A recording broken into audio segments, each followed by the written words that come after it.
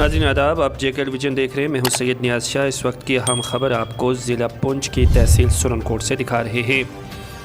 आज sub division Surankote के डाक बंगलों में एक अहम मीटिंग मुनक्किद हुई। इस मीटिंग में इलाके के सभी ज़िम्मेदारान ने शमूलियत की। इस मौका पर सिविल सोसाइटी ने कहा कि गुज़श्ता दिनों सोशल मीडिया और दीगर मकामात पर गुज्जर पहाड़ी के आपस में टकराव के मुख्तलिफ मामलात और बयानात और पोस्टें सामने आई हैं, जिसकी हम कड़े अल्फाज में मज़म्मत करते हैं।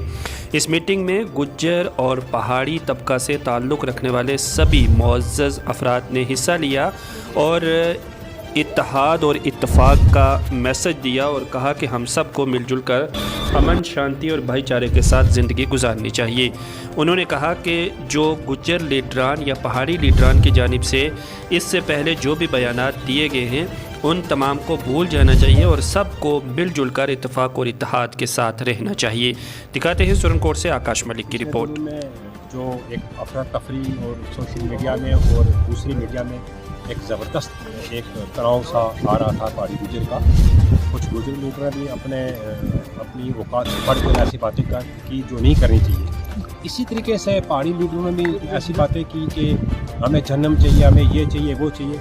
हम सेंट्रल गवर्नमेंट से गुजारिश करते हैं कि गुजर पहाड़ी सब एक हैं, पहाड़ियों का हक है, पहाड़ी बिल्कुल एसटी हमें मिलना चाहिए। एक अरसे की एक मांग है, इस मांग को गवर्नमेंट ऑफ इंडिया को पूरा करना चाहिए।